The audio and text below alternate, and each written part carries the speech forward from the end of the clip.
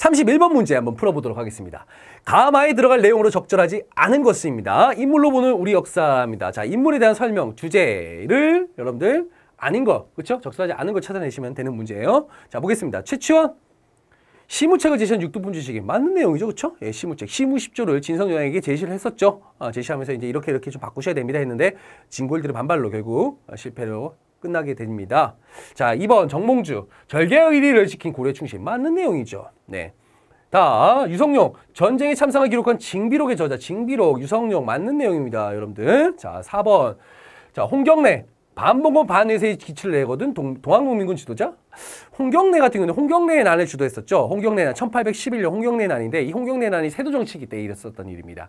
근데 이 홍경래 난을 세도 정치기의 어떤 그런 모습, 어떤 하나의 반란이긴 하지만 이거는 이제 평안북도 도민들의, 평안북도 지역민들의 어떤 차별에 대한 어떤 그런 불만이 쌓이면서 거기에 이제 어떤 아까 앞에서 언급해드렸지만 뭐 조세제도의 문란 이런 것들이 같이 겹쳐지면서 이제 난을 일으켰던 거죠. 동학농민군하고는 훨씬 전입니다. 네, 그렇기 때문에 아닌 거죠. 동학농민군 지도자 누구 있습니까? 대표적으로 전봉준, 녹두장군 전봉준이 있죠. 여기에 뭐 더 추가한다면 김계나, 뭐 손화중, 뭐 이런 인물들이 또 있다. 정도는 가볍게 봐두시면 되겠고요. 자, 그래서 정답은 4번입니다. 아닌 거니까요. 자, 5번. 독립을 위해 온몸을 던진 한이 애국단원 윤봉길 맞습니다. 자, 홍코공원에 폭탄을 투척하게 됐죠. 그러면서 많은 고관과 장군들을 죽입니다. 이때 이제 많은 국민당 장제스로부터 우리 1억 명의 우리 중국 청년이 해내지 못한 거를 한 명의 이제 대한민국 한국의 청년이 해냈다. 뭐 이러면서 칭찬도 받기도 했었죠. 자, 한인 애국단 하면 또 한 명의 인물 또 있죠. 일왕에게 폭탄을 투척했던 이봉창 같은 인물도 있다는 것도 기억해 두시기 바랍니다. 31번 정답 4번입니다. 32번 가겠습니다. 다 가에 들어갈 답변으로 옳은 것은 자, 뭐냐면 보니까요. 지역 문제예요. 뭐뭐 굴에 가려고 합니다. 무이사 극락전. 자, 무이사 극락전에 있는 곳. 자, 여기 가니까 요새가 백년교사를 개창했던 백년사도 있답니다. 그리고 고려시대 청자를 만들어 공급한 도요지, 청자 도요지가 여기 또 있답니다. 거기에 대한 내용을 또 하나 더 추가해서 여러분들이 보기에서 골라내면 되는 문제입니다. 자, 어느 지역일까요?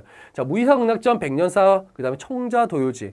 자, 모를 수도 있어요. 이게 좀 어려웁니다. 1점인데, 1점이 다행입니다. 예, 어려운데 1점이니까요. 자, 근데, 여러분들이 쉽게 맞출 수 있는 방법은 이 세 개 중에서 하나만 알고 있어도 여러분들이 어느 지역인지 찾아낼 수가 있다는 거죠. 자, 이게 어디냐면요. 바로 전남에 있는 강진입니다. 여러분들은 이거 무이사극락전이나 백년사는 모를 수 있어도 청자 공급한 도요지 요거 이제 찾아내실 수가 있을 거예요. 아마 강진이다라는 거. 전남 강진군입니다. 자, 강진군에 대한 내용을 보기에서 골라내시면 됩니다. 율곡이가 태어난 오죽헌. 오죽헌 하면 여러분들 강릉이죠. 아름다운 도시 강릉. 예. 2번 정약용이 유배 생활을 했던 다산초당을 추천해요. 다산초당 어디 있습니까? 역시 이게 강진에 있는 거예요. 전남 강진. 다산초당 유배 생활을 했었습니다. 여기서 아까 경세유표 같은 이런 어떤 저서를 또 남기기도 했습니다. 자, 2번이 정답이 되겠고요. 3번 태계 이항의 학덕을 기리기 위해서 도산서원입니다. 도산서원 하면 여러분들 어디입니까? 경북에 있는 안동 지역입니다.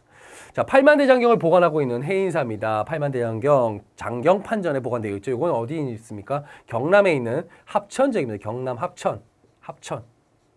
자, 대가의 위용을 보여주는 지산동 고분군에 가보세요. 지산동 고분군 대가야니까요. 고령입니다. 자, 대가야, 고령. 그 다음에 만약에 여기 금강가의 위용을 보여주는 대성동 고분군에 가보세요 라고 한다면 어디가 될까요? 경남에 있는 김해가 되겠죠. 자, 그래서 32번의 정답은 2번이 되겠습니다. 다음 상소가 올려진 시기를 연표해서 옳게 고른 것은 이 몇 가지 문제는 실로 전하께서 어려서 아직 정사를 돌보지 않고 계시던 시기에 생긴 일입니다. 그러니까 어렸을 때 정사를 돌보지 않았다는 얘기예요. 그런데 지금부터는 임금의 권한을 발휘하시고 침식을 잊을 생각하시면 부지런히 일하셔야 됩니다. 그리고 친친의 반열에 속하 친친 뭡니까? 부모와 자식 간의 친밀한 관계입니다. 아버지와 관계구나. 반열에 속하는 사람은 다만 그 지위를 높이고 녹봉을 후하게 줄 뿐이며 나라의 정사에는 관여하지 못하게 한다. 자, 아버지가 나라의 정사에 관여한다. 그리고 어렸을 때 정사를 돌보지 않았다. 누굽니까? 고종이에요. 고종. 그렇죠? 고종이 어렸을 때 누가 정사를 돌봤습니까? 바로 흥선대원군이 정사를 돌봤고 10년 동안 권력의 중심에 있었죠. 자, 그러면서 최익현이 뭐라고 하니까 고종에게 이제는 약관의 나이가 지났으니까 흥선대원군에게 이제 좀 내려오시죠. 권력을 좀 이렇게 놓으시죠. 이렇게 얘기하는 겁니다. 그리고 고종에게 직접 친정을 하시죠. 친위 정치를 하시죠. 이렇게 상소문을 올린 겁니다. 기후상소라고 하죠. 자, 이게 언제냐면요. 이제 고종이 처음에 이제 왕에 올랐을 때가 1863년도입니다. 그러다가 이제 흥선대원군이 하야하던 시기가 73년도. 이때 이제 흥선대원군이 결국은 내려오게 되죠. 어느 시기입니까? 바로 다 3번이 정답이 되겠습니다. 34번입니다. 교사의 질문에 대한 학생의 답변으로 옳은 것은 자, 이 자료들이 공통을 보여주는 사건 이후 일어난 사실을 말해볼까요? 어제현 장군 수작이 나옵니다. 지금 이게 이제 어제현 장군 수작이 같은 경우는 이제 이때 어디로 가냐면 미국에 이제 해군사관학교로 갔다가 이제 최근에 다시 우리나라 돌아왔었죠. 예. 자, 어제현 장군 수작이 있고요. 주요 격전지 덕진진, 초진진, 여기 광성보, 이 정도. 어제현 광성보 딱 그러면요. 여러분들 반드시 또 체크 금방 하실 수가 있습니다. 예. 한번 보겠습니다. 자, 이거, 뭡니까, 이거? 예. 신미양요. 그쵸? 신미양요입니다. 신미양요에 대한 내용들. 여러분들, 흥선대원군 집권 시기에 우리 이제 그 통상수교 거부 정책, 그쵸? 그 흐름들이 있습니다. 처음에 이제 병인 박해 이후에 병인 양요. 그 전에 이제 평양에서는 이제 제너럴 셔머너 사건이 있었고요. 그 이후에 이제 오페르트 도굴 사건, 그다음에 신미양요, 척합이 걸림. 요 흐름들을 여러분들 반드시 또 체크를 하셔야 돼요. 기억하셔야 됩니다. 공부하셔야 돼요. 예, 보겠습니다. 1번부터. 종로와 전국 각지에 척합이가 세워졌다. 척합이 맞네. 정답 1번 바로 나왔네. 왜냐? 이후잖아. 사건 이후. 그죠? 신미양요 이후니까 신미양요 이후 바로 척합이 걸림. 항상 강조드리는 거야. 예, 맞는 내용이요. 자, 오페르트 남영군 묘를 도굴했다. 이거 오페레트 도굴 사건 1868년도에 있었습니다. 요거 연도 하나 좀 적어둘까요? 1871년입니다. 자, 그 다음에 평양 관민들에 의해 제너럴 셔머너가 불탔습니다. 제너럴 셔머너 사건입니다. 제너럴 셔머너 사건. 제너럴 셔머너 사건은요, 신미양요의 원인이 되었던 사건이에요. 그러니까 이유가 되는 거는 아니잖아요. 결과가 아니고 원인이니까 이 전이 되겠죠. 이것도 이제 1866년도거든요. 자, 아닙니다. 외교장갑 건물이 불타고 의궤가 약탈당했습니다. 이것도 1866년도 병인 양요 때 있었던 모습이고요. 5번 프랑스 로즈 제독의 함대가 양화진을 침입했다. 이것도 역시 병인 양요 때 1866년도의 모습이라고 보시면 되겠어요. 4, 5번은 병인 양요 때, 3번은 제너럴 셔머너, 2번은 오페레트 도굴 사건. 다 이 전의 모습이라고 보시면 되겠습니다. 34번은 1번이 되겠습니다. 35번 가나 조약에 대한 설명으로 옳은 것은 보겠습니다. 대조선국 군주가 어떠한 은혜로운 정치와 법률과 이익을 다른 나라 혹은 그 상인에게 베풀 경우 항해나 통상부여, 왕, 왕래 등의 일에서 미국 관리와 국민을 똑같은 혜택을 주도록 한다. 누구에게 뭘 베풀었어? 베풀었어. 나도 그만큼 줘야 되는 거야. 이거 뭘까 이거? 이거 최애국대요. 최애국대요. 나도 최고로 혜택을 받는 국가로서 대우해줘. 이게 바로 최국대우입니다. 자동 업그레이드죠. 누군가에게 만약에 내가 최국대우 조항을 갖고 있으면 누군가에게 어떤 혜택을 줬다? 나한테 안 주고 그럼 나도 그만큼 혜택을 받아야 된다는 거예요. 이게 바로 최국대우입니다. 이 최국대우가 처음으로 그 조항에 조약의 조항에 들어가게 된 게 언제냐면요. 조미수호 통상조약 때입니다. 조미수호 통상조약. 자, 조미소 통상조약 때 바로 이 최국대우 조항이 들어갔고 그 이후에 많은 서양 국가들과 조약을 체결하는 과정에서 이 최국대우가 꼭 들어갑니다. 자, 그렇게 되니까 이제 나중에 이제 아간파천 때, 아간파천 할 때 그때 러시아가 우리나라에게 당시 조선에게 이제 대한제국에게 요구를 하죠. 요구를 합니다. 욕이 아니고 요구를 합니다. 우리 이런 거 줘. 너의 왕을 모시고 계시니까. 그때 이제 러시아에게 이제 많은 살림권들, 울릉도 살림권, 두만강 살림권, 뭐 이런 거 주니까 다른 나라들 개떼처럼 몰려들죠. 왜? 우리도 최고의 혜택을 그들에게 베풀었어요. 우리도 똑같은 혜택을 받게 해줘. 이거거든요. 네, 그렇게 알아두시기 바랍니다. 나보겠습니다. 프랑스 국민으로서 조선국에 와서 언어 문자를 배우거나 가르치며 법률과 기술을 연구하는 사람이 있으면 모두 보호하고 도와줌으로써 양국의 의를 돈독하게 한다. 딴 거보다 프랑스 국민과 이제 지금 뭔가 맺은 거예요. 프랑스 국민. 프랑스와 맺은 조약. 조푸수호 통상조약이죠. 조푸수호. 조푸조약이라고 할게요. 그냥 조푸조약. 조푸수호 통상조약. 요게 이제 조푸조약이죠. 프랑스와의 조약에서는 여러분 딱 하나만 떠올리시면 돼요. 천주교 포교를 인정했다. 자, 천주교 포교를 인정했다. 자, 그럼 한번 설명을 한번 통해서 맞는 거 골라볼까요? 자, 양국의 무제한 유출과 무관세 조약. 무제한 유출, 양국의 무제한 유출, 무관세, 무항세, 이제 언제입니까? 조일 무역 규칙 때입니다. 조일 무역 규칙. 우리가 강화도 조약이라고 하는 게 조일 수호 조규지 않습니까? 1876년도에 맺었어요. 자, 그 이후에 이제 세부적 조약들, 부속 조약들이 또 계속 체결됩니다. 같은 해. 그때 첫 번째가 이제 조일 수호 조규 부록이 있었고요. 그 밑에 이제 조일 무역 규칙이 마련이 됩니다. 예. 이건 이제 광화도 조약과 관련이 있다. 그 이후에 이제 맺어지는 부속 조약이다. 봐두시면 되겠습니다. 자, 외국 상인의 내지 통상권을 규정하였다. 자, 내지 통상권 안에 들어와서 이제 개항장이 아닌 내지까지 들어와서 장사할 수 있는 어떤 그런 하나의 권한이 생겼다. 이게 최초로 규정된 건요. 조청상민 수륙 무역 장정이에요. 조청상민 수륙 무역 장정이 되겠습니다. 자, 그래서 아니고요. 자, 공사관 경비 업무에 군대 주둔 조항을 뒀다. 공사관 경비. 자, 이거는 뭐냐면요. 재물포조약. 그쵸. 요거와 관련된 거 재물포조약이 있어요. 우리가, 그쵸. 이모군란 이후에. 자, 이모군란 때, 이모군란이 생기게 된 배경이 뭐였었죠? 바로 99년에 대한 차별입니다. 그때 이제 또 그리고 신식군대를 키웠죠. 거기에 대한 차별이 있었죠. 근데 그 신식군대를 가르치던 교관이 누구였냐? 바로 일본인이었습니다. 일본인 교관이었어요. 그러면서 이제 이모군란 때 일본 공사관을 습격해서 불을 태워버리죠. 자, 이때 이제 일본에서는 이제 나중에 재물포조약을 통해서 배상금 지불해달라. 그 다음에 우리가 이제 우리 공사관을 지킬 수 있도록 남대로 이렇게 경비병을 둘 수 있도록 해달라. 이게 바로 재물포조약입니다. 자, 3번 재물포조약이 있기 때문에 아니죠. 자, 4번 프랑스가 천주교 포교 인정을 인정받는 계기가 되었다. 제가 아까 말씀드렸죠. 조푸조약. 프랑스와의 조약에서는 천주교 포교 인정이 가장 중요한 핵심이라고요. 예. 자, 그래서 정답은 4번이 되겠습니다.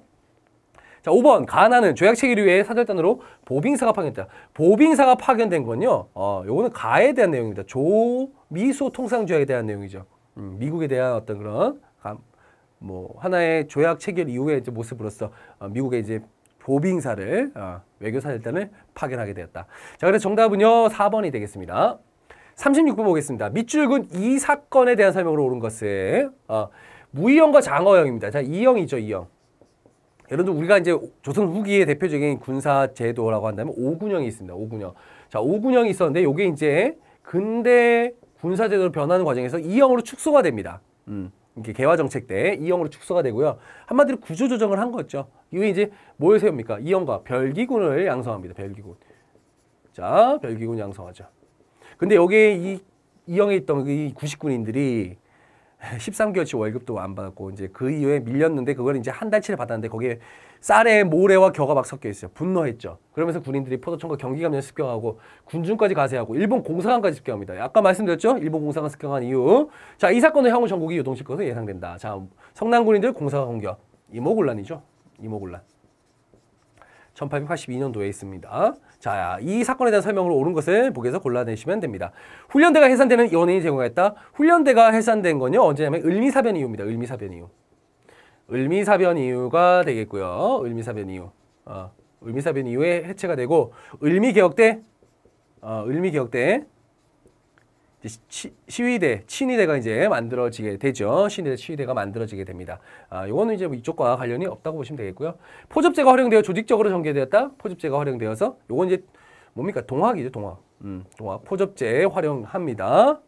우리가 이제 흔히 기독교로 얘기하자면 뭐 구역제도 뭐 이런 거 있지 않습니까? 구역제도 뭐 그런 거라고 보시면 될 것 같아요. 자, 요때 역시 이거와 관련은 없습니다. 청의 내정 간섭이 본격화되는 결과를 가져왔다. 자, 정답은 3번입니다. 왜냐하면요, 이때 이제 이 90군인들의 반란, 이모군란을 통해서 결국 이제 민비가 개화 정책에 대한 반발로서 일어나게 된 거지 않습니까? 그렇죠? 어차피 군인들도 개화 정책의 피해자니까. 그때 이제 민비가 명성황후죠. 예, 명성황후가 어디로 갑니까? 도망갑니다. 궁을 빠져나와서 도망을 가게 되고요. 나중에 이제 보부상 등을 통해서 청나라에게 SOS를 쳐서 청나라 군대 3,000명이 들어와서 이모군란을 진압합니다. 그러면서 청나라에게 많은 어떤 내정 간섭 권한, 그다음에 군사 권한 이런 것들을 넘겨주게 되는 거죠. 자, 그래서 정답은 3번이 되겠고요. 4번 청일 양국의 군대가 조선에 철수하는 계기가 되었다. 요거는 갑신정변 이후라고 보시면 되겠어요. 갑신정변 이후. 갑신정변 이후에 이때 이제 일본과 청나라가 조약을 하나 맺습니다. 무슨 조약이냐면요. 텐진 조약이라고 있어요. 일단은 우리가 조선에서 철수하자. 청나라와 일본 군대가요. 철수하자. 대신 만약에 이 조선에서 무슨 문제가 발생하거나 어떤 사건이 발생하면 양국 군대가 공동으로 출병한다. 한쪽 군대만 오는 게 아니고 만약 한쪽 군대가 들어오면 다른 나라 군대도 같이 들어온다라고 하는 그런 조약을 텐진 조약에서 체결합니다. 이건 우리가 뭐 한 게 아니고 청나라와 일본 둘이 만든 거예요. 그래서 이때 갑신정변이 1884년인데 10년 후에 이제 동학 농민운동이 발생합니다. 이때 청나라 군대에게 또 우리가 SOS를 쳤고 일본 군대가 이제 군함을 이끌고 들어오게 되죠. 그러면서 청일전쟁이 발생하게 되고 여기서 청나라가 완전히 아웃되면서 일본이 이제 한반도의 주도권을 가져가게 되는 그런 상황으로 전개가 된다는 것도 같이 이렇게 연결해서 봐두시면 되겠습니다. 아시겠죠? 5번 개화당이 민씨 정권을 타도하고 새로운 정권을 수립하고자 했다. 이것이 갑신정변입니다. 갑신정변. 그렇죠? 갑신정변. 14개조 개혁정권을 통해서 새로운 근대국민 국가를 건설하고자 했으나 실패로 끝나고요. 개화당은 완전히 이제 몰락을 하게 됩니다. 36번의 정답은 3번이 되겠습니다. 37번 가마 유산 문화유산에 대한 설명을 옳지 않은 것은 이런 것들 좀 약간 어려울 수도 있어요. 그렇죠? 여러분들 예, 어려울 수도 있습니다. 이런 것들 답사를 좀 자주 하시거나 이런 것들을 찾는 것을 좋아하시는 분들에게는 어렵지 않습니다. 예, 이런 의미에서 여러분들 한번 서울에 있는 많은 좀 문화재들 이런 것들 쉬는 날에 한번 가보는 것도 좋다고 봅니다. 아시겠죠? 예, 자 그럼 하나하나씩 보겠습니다. 경교장 보겠습니다. 광복 이후 김구의 집무실과 사저로 이용되었다. 맞는 내용이에요. 예, 정답입니다. 정답은 아니고요. 맞는 내용입니다. 2번 구러시아 공사가 일미사변 이후에 거처를 옮긴 것이다. 아간파천을 했죠. 그때 이제 러시아 공사. 아간파천이라는 게 뭡니까? 당시 이제 러시아를 한자로 쓰면 아라사라고 불렀습니다. 아라사. 아라사 공사관으로 파천, 거처를 옮겼다. 그래서 아간파천이라고 하는 거예요. 다 보겠습니다. 중명전이라고 하는 거. 외교권을 강탈당한 을사늑약이 체결된 곳이다. 중명전에서 체결되었습니다. 미소공동위원회가 개최된 곳이다. 어디입니까? 덕수궁 석조전입니다. 자, 르네상스 양식으로 만들어졌던 석조전입니다. 덕수궁 안에 있습니다. 원래 덕수궁은 원래 경운궁이었었죠. 요게 이제 나중에 고종이 1907년도에 강제 퇴위 당하면서 그 고종에게 이제 시호를 주죠. 이제 덕수라고 하는. 그럴 때부터 이제 덕수궁이라고 이제 부르고 있습니다. 거기 이제 르네상스 양식 1910년도에 만들어진 이 석조전에서 이제 미소공동위원회가 이제 이때 개최되기도 했다는 거 봐두시면 되겠고요. 교육 조서에 근거해서 세워진 교원 양성학교이다. 자, 배제학당 같은 경우는요. 이거는 사립학교입니다. 이제 당시 이제 1885년도에 이제 선교사 아펜젤러라고 있습니다. 아펜젤러가 만들었던 중등교육기관입니다. 중등교육기관, 근대식 중등교육기관이 바로 배제학당이라고 되고요. 교육조서에 근거해서 세워진 교원양성학교는요, 뭡니까? 한성사범학교입니다. 한성사범학교. 사범이란 건 학생들을 가르친다는 거죠. 그렇죠? 선생님도 사범대학에서 나왔거든요. 네, 한성사범학교입니다. 자, 그래서 정답은요, 예, 5번이 되겠습니다. 자, 38번입니다. 다음 인물의 활동으로 옳은 것은 이라고 나왔습니다. 자, 땡땡땡 연보입니다. 독립협회 가입했고요. 대한인국민회 나왔습니다. 대한인국민회. 이거는 이제 미주에 있었던 우리의 독립운동가들이 만들었던 그리고 많은 또 민들이 또 참여를 하게 되죠. 대한인국민회가 있고요. 흥사단을 조직했다. 자, 요게 이제 핵심 키워드가 되겠죠. 대한인국민회 같은 경우는 대표적인 여기에 인물이라고 한다면 이제 이승만, 그다음에 안창호, 그다음에 박용만이 되겠죠. 나중에 이제 박용만 같은 경우는 이제 생각의 차이로 인해서 생각의 차이로 인해서 결국은 독립운동 방향의 어떤 차이죠. 하와이에 가서 독립 대조선 국민군단이라는 걸 만들게 됩니다. 자, 흥사단 나왔습니다. 그리고 임시정부 내무총장 있고요. 국무총리 대리 있고요. 자, 누구냐? 바로 안창호 선생님. 도산 안창호 선생입니다. 도산 안창호 선생. 자, 안창호 선생님에 대한 내용을 골라내시면 됩니다. 가계하나를 제정하고 기간제 한글을 발행하였다. 이거 조선어 연구입니다. 조선어 연구회 같은 1926년도에 이제 만들어지게 되고요. 1930년대로 넘어가면요. 조선어 연구회가 조선어학회로 확대 개편됩니다. 확대 개편. 그러니까 바뀌어진 게 아니고요. 요게 이제 좀 더 확대되고 개편하면서 이름을 살짝 바꾼 거죠. 조선어학회로. 예. 어쨌든 조선어 연구회 아니죠. 예. 활동 아니죠. 인재를 양성하기 위해서 대성학교를 설립하였다. 대성학교, 자, 어디다 세웠습니까? 평양에 세웠습니다. 누가요? 안창호 선생이요. 자, 그래서 정답 2번이 되겠습니다. 대성학교, 오산학교 같은 경우는 이제 신민회와 역시 여러분들 연결해서 공부하시면 되겠습니다. 신민회. 자, 오산학교 같은 경우는 이제 정주에 세웠죠. 누가 세웠습니까? 이승유가 세웠습니다. 이승유. 자, 3번. 조선학운동을 주도하여 여유당 전선을 간행하였다. 자, 조선학운동, 여유당 전선 간행. 요거 딱 나오면요. 누굽니까? 정인보. 그 다음에 문일평. 대표적인 또 역시 민족주의 사학자가 되겠죠. 정인보, 문일평, 그 다음에 뭐 안재용 같은 인물들도 여기에 포함된다. 자, 자, 이렇게 봐주시면 되겠고요. 서희고문을 집필해서 서양 근대 문명을 소개했다. 우리나라 유학 1호생이었던 6일준이 되겠습니다. 1호 유학생. 유학 1호생이 아니고 1호 유학생이 되겠죠. 자, 5번. 독사신론을 저서해서 민족 중심의 역사 서술을 하였다. 독사신론을 통해서 민족주의 사학의 방향을 제시했던 분. 바로 신채호 선생이 되겠어요. 신채호 선생. 자, 그래서 정답은 2번이 되겠습니다. 39번 가겠습니다. 가나 사이에 있었던 사실로 옳은 것은, 자, 역시 사회 문제가 되겠죠. 자, 사회 문제가 되는데, 자, 어렵지가 않습니다. 자, 일단 한번 볼게요. 11월 15일 고종은 비로소 머리를 깎고 내외 시민에게 명하여 모두 깎도록 하였다. 머리를 깎는다고 합니다. 자, 우리가 이제 고종이 머리를 깎았다. 딱 여러분들 떠올리셔야 될 텐데 뭡니까? 단발령이 단발령. 단발령 언제 내려졌죠? 바로 을미개혁 때 내려집니다. 을미개혁 때. 을미개혁 때 단발령 단발령 시행 나오죠. 뭐 종두법 뭐 이런 거 해갖고 나옵니다. 을미개혁 때의 모습이라고 보시면 되겠고요. 나 같은 경우는 지금 너희 대서 공사가 병력을 이끌고 와 대거를 포기하여 참정 대신에 감금하고 외부 대신에 협박해서 법도와 절차도 갖추지 않고 강제로 조인하게 하여 억지로 우리의 외교권을 빼앗았으니 그리고 강제로 조인했답니다. 강제로 조인했기 때문에 우리는 이게 뭡니까? 을사늑약이 되는 거예요. 늑약. 그쵸? 우리가 그날 지금까지 조약이라는 표현을 써요. 을사조약이라고 해요. 을사조약은 잘못된 표현이에요. 왜냐? 조약이라는 건 서로가 합의하에 맺어진 걸 조약이라고 하는데 이거는 강제로 우리 이렇게 맺은 거예요. 왕이 직접 옥새도 찍지 않았어요. 최종 결정권자가. 그렇기 때문에 우리가 을사늑약이라고 하는 겁니다. 자, 요 1905년도죠. 요건 1895년도. 요 사이에 있었던 사건입니다. 있었던 사실을 옳은 것을. 자, 근데 이 사회 문제 같은 경우는 요 두 사건만 하면요. 어떤 식으로 문제가 출제되냐면요. 딱 그거예요. 단발령 이런 것들 사건 다음에 바로 그로 인해서 이어지는 바로 이어지는 사건들이 답으로 이제 제시되는 경우가 다반사입니다. 아시겠죠? 자, 그럼 한번 볼까요? 고종의 밀지를 받아 독립의무가 조직됐다. 이게 1912년입니다. 이제 경술 국치 이후 한일 병합 이후에 1912년에 임병찬이 주도해서 고종의 밀지를 받아서 이제 독립의군부가 만들어지게 됩니다. 이거는 아니죠.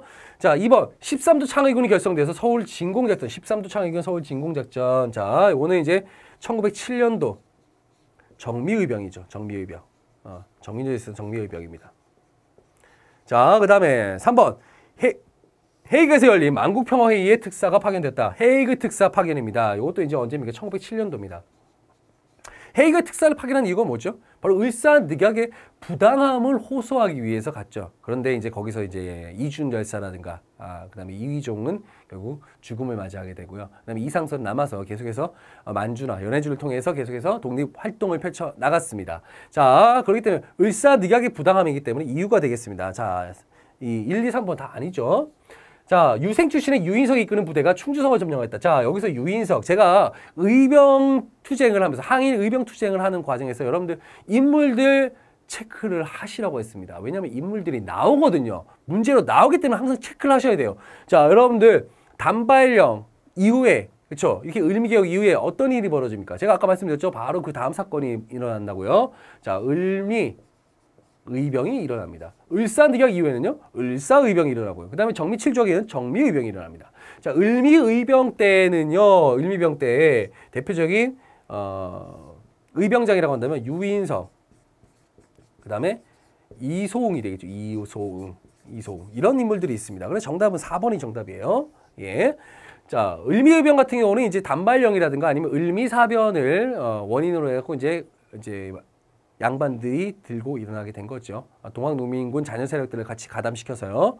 자, 5번 해산된 진위대 군인들이 합류하여 의병의 전투력이 강화되었다. 자, 해상군인이 참여하게 된 건요. 뭡니까? 1907년도 역시 정미의병 때의 모습이라고 보시면 되겠습니다. 정미의병 때. 정미의병 때의 모습이다. 자, 그래서 정답은요. 4번이 되겠습니다. 밑줄근 이 사업에 대한 설명을 옳은 것을 보기 위해서 고른 것은 오늘부터 신화폐로 교환한다. 자, 화폐 교환이네요. 정부는 지난 6월 탁치부령 1호에 근거해서 900동화를 일본의 제1은행권으로 교환하는 작업을 오늘부터 실시한다고 발표했다. 이 사업을 주도한 인물은 일본 정부가 추천한 재정고문 메가따라는 놈으로서 이후에 이제 의구심이 중복되었다고 나왔습니다. 자, 우리나라 화폐 900동화를 일본 화폐로 자 교환하는 작업입니다. 자, 이걸 뭐라고 하냐? 바로 화폐 정리 사업이라고 하죠. 1905년도의 모습입니다. 우리나라 화폐를 정리한다라는 거죠. 예, 우리나라 화폐를 정리한다. 요게 말이죠. 이 일본이 당시 재정고문이었던 메가타가 이제 이걸 주도합니다. 자, 그런데 문제는 뭐냐? 자, 우리가 돈을 가지고 있습니다. 일본 사람들이 이미 정보를 다 그쪽에 대한 들었어요. 그래서 동전을요 미리 다 바꿔갖고 다 현물로 바꿔버립니다. 현물이라든가 뭐 동산 이런 걸로 다 바꿔버려요. 그런데 우리나라 사람들이 정보가 못 들었죠. 못 들어갖고 돈 갖고 있었는데 이 돈을 우리가 가지고 있는 돈을 1대1로 그 값어치에 맞게 가치에 맞게 1대1로 교환해주면 문제가 되지 않습니다. 그런데 우리나라 화폐 가치, 900동화 가치를 3단계로 나눠요. 3종으로 나눕니다. 갑을 병종으로 나눠갖고 갑종은 1대1로 교환해 주는데 그건 얼마 되지 않습니다. 나머지는 뭐 을종, 병종 같은 경우는 약간 좀 흠이 있거나 좀 못 쓸 것 같다 이런 거거든요. 또 오래 돌아다니다 보면 약간 뭐 좀 이렇게 흠집이라든가 뭐 좀 약간 좀 이렇게 찌그러진 것도 있을 수 있지 않습니까? 근데 그런 것들을 인정하지 않고 뭐 을종은 5분의 1만 가치를 허락해 주고요. 그다음에 병종 같은 경우는 아예 화폐 가치를 아예 쳐주질 않습니다. 자, 그러다 보니까 당연히 우리나라 화폐 가치, 그렇죠? 우리가 가지고 있는 화폐들이 점점 일본 화폐로 갔는데 이만큼 바꿨는데 돌아온 건 요만큼이에요. 예, 통화량이 줄어들 수밖에 없겠죠. 그러면서 돈을 가지고 있던 많은 우리나라 조선 상인들이 또 피해를 입게 됩니다. 그리고 그 화폐 정리 사업을 하면서 많은 돈들이 필요했을 겁니다. 일본 돈이 필요하면서 이런 것들을 일본이 그냥 주는 게 아니고요. 우리에게 차관이라는 형태로 줍니다. 빌려주는 겁니다. 빌려준다. 돈을 자꾸 빌려줘갖고 우리가 거기에 어떻게 됩니까? 돈을 계속 빌려줘갖고 계속 빌리게 되면 예속화되는 거예요. 이 돈의 노예가 되고 경제적 예속화가 이루어지는 그런 모습으로 간다라는 거. 여러분들 그 정도는 여러분들을 기본적으로 머릿속에 인지하시기를 바랍니다. 자, 보기를 통해서 한번 정답을 추론해 보도록 하겠습니다. 화폐 주조를 위해서 전환국이 설립되었다? 전환국은요, 이때 폐쇄가 됩니다. 예, 전환국은. 전환국이라고 화폐를 주조하는 그런 군대적 기구였는데, 요게 이제 화폐 정리 사업 그 중에 폐쇄가 됩니다. 이제 이런 것도 니네도 화폐 만드는 거 이제 필요 없잖아. 그렇게 되는 거죠. 통화량이 줄어들어 국내 상인들 타격을 받다. 그쵸? 화폐를 바꿨는데 그 가치만큼 바꿔주지 않으니까 우리가 이만큼 동전을 바꾸려고 하는데 요만큼밖에 우리에게 돌아오는 게 없으니까 자, 당연히 타격을 입는 거 많습니다. 디귿, 한국중앙총상회가 중심이 되어서 반대운동을 펼쳤다. 이거는 1898년도쯤의 얘기입니다. 이제 우리 서울 쪽에 서울 안으로 이제 내지 통상이 허락되면서 청나라 일본 상인들이 엄청나게 지금 이제 서울 중앙에서 상권 경쟁을 벌이게 됩니다. 이때 이제 상권 경쟁 속에서 우리는 시전 상인들이 많이 피해를 입게 됩니다. 물론 시전 상인뿐만 아니고 많은 전통 상인들이 피해를 입었지만 그제 시전 상인들이 야 이거 이대로는 안 되겠다. 우리 뭔가 조직을 하자. 한국중앙총상회 같은 것들이 조직하기도 합니다. 우리도 그렇지 않습니까? 재래시장 옆에 이제 대형 마트들이 일어나면 전통시장 나름대로 어떤 대책을 강구하지 않습니까? 그런 거라고 보시면 될 것 같아요. 아시겠죠? 이거와는 관련이 없습니다. 자, 리을. 일본에서 차관이 도입돼서 정부의 재정 예속화를 심화시켰다. 아까 제가 말씀드렸던 부분입니다. 니은과 리을입니다. 그래서 정답은 4번이 되겠습니다.